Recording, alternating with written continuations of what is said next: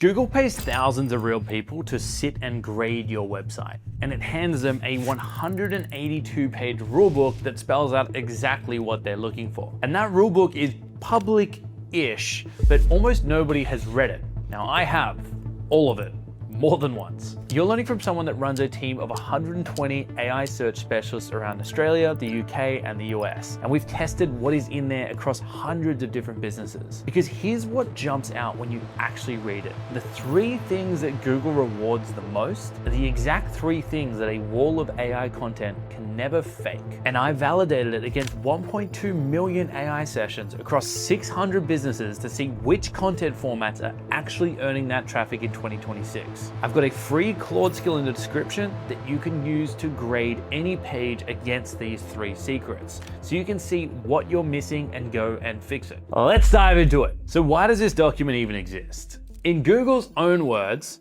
search engines do not understand content the way that humans do. Their systems often can't tell from the words or the images alone whether something is exaggerated, incorrect, low quality, or frankly, just unhelpful. So humans grade the results, and Google trains its systems on what good looks like, which makes this the closest you will ever get to Google saying in plain language what it considers quality. Hidden in plain sight, same as those Google patterns that I broke down previously. And when you read all 182 pages over and over, a pattern starts jumping out. 3 things. If you do even one of them properly, you're gonna be ahead of 90% of other businesses. I make these videos because there are too many people selling AI hacks and not enough telling you what actually works based on real data. So subscribe if you want more of that. Let's start with the one thing that does not happen on your website at all. The first secret is section 3.3, and it catches people out because it does not happen on your website at all. Google calls it reputation,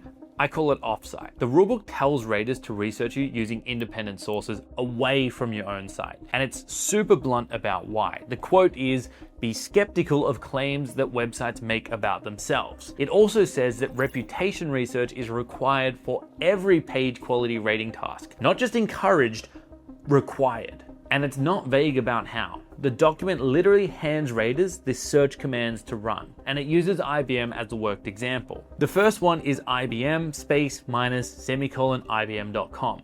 That minus site part is what we call a search command, and it tells Google search for IBM, but exclude every page on IBM's own website. So it strips out everything about the company that it says about itself, and what's left is what the rest of the internet says. Then they run that same thing again with the word reviews in it. IBM reviews minus semicolon IBM.com.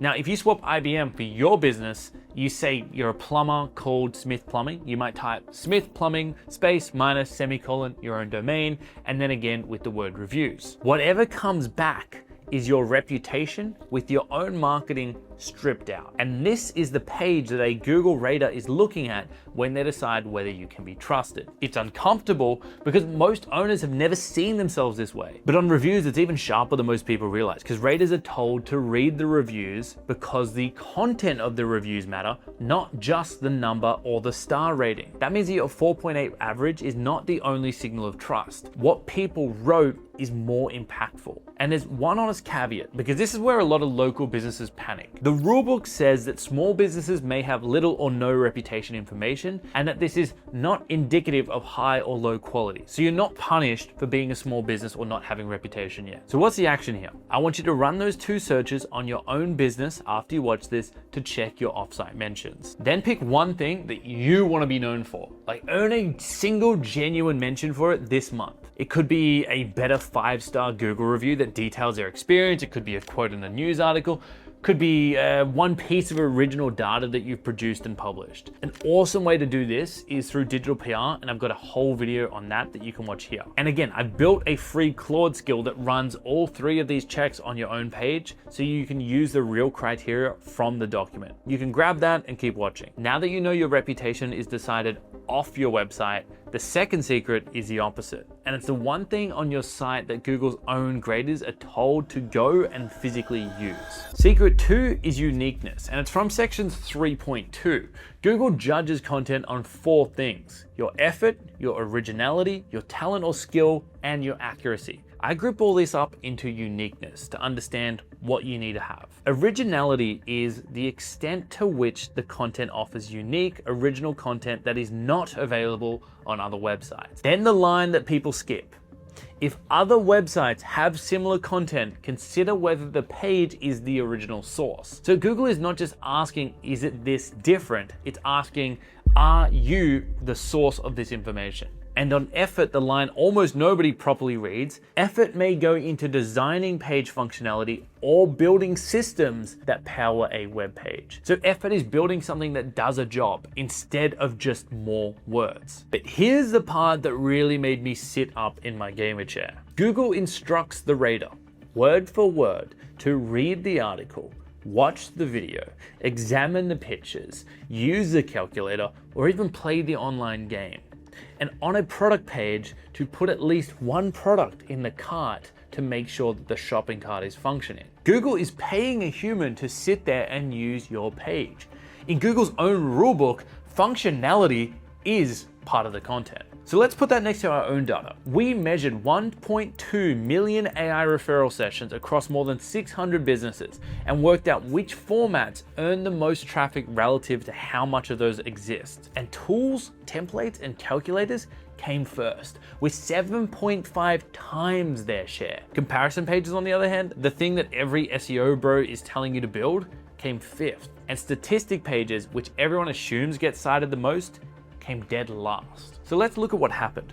Google's graders are told to go and use your calculator, and separately, the AI assistants send more people to those pages than anything else you could publish. So here's the problem in AI search right now. Most SEO content writing tools, they work by taking the top 3 ranking pages. They copy what's in them, and then they regurgitate that with AI.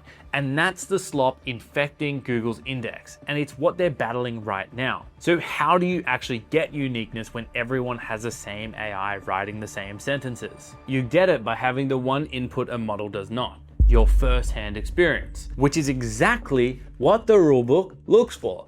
Google puts trust in the center and asks, what would you trust? A product review from someone who has personally used a product, or a review from someone who has not? Before you publish anything, you need to ask one question. Is there a single thing in here that only we could have written? The case study that we have, the numbers from our own data, our own experience, maybe the tool we built on that page.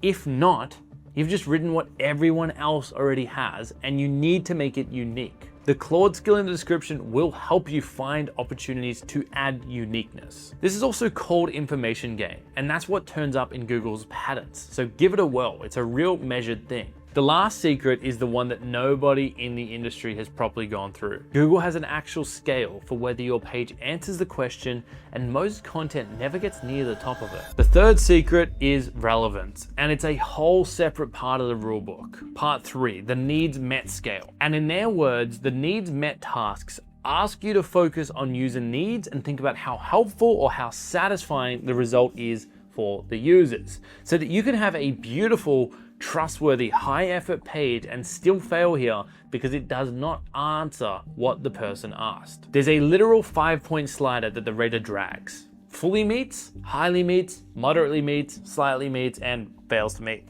Fully meets is a special ranking category that only applies to queries with a clear intent to find one very specific result. So it's reserved when someone searches for the exact thing and gets it. That could be a brand or a specific product. Now, that makes it very hard to meet, and it requires a lot of brand reputation. So the real target for most people is highly meets, which is a helpful result for any dominant, common, or reasonable minor query interpretation. At the very bottom, fails to meet, which is a result that completely fails to meet the needs of all or almost all users. And that's where most written for the algorithm content lands. So what's the action here?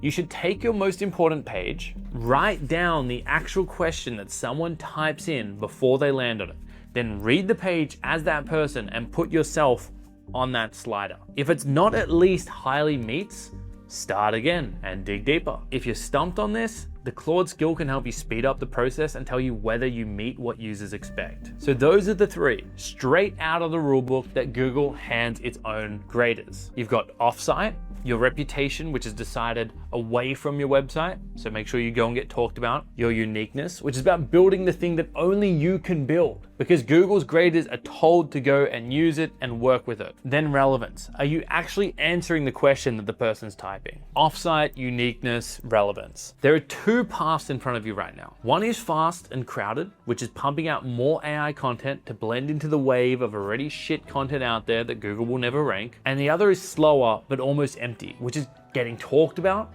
building information game, the content that only you can talk about, and making sure you answer the user's intent properly. That is the whole opportunity that I've just given you. So use my free Claude skill, rate my page like a Google quality rater that I built for you. If you give it a page and the search you want it found for, it will grade you on all three using the actual criteria from this 182 page document, and then tell you the one thing to fix first. It's the first link in the description. Now this rulebook is only half of what Google will tell you. The other half is in their patterns, the actual mechanics of how they rank. I also read every one of those and found their 3 ranking laws. So if you want the other half of the picture, go watch that video next. If you click here, and I'll see you on the other side.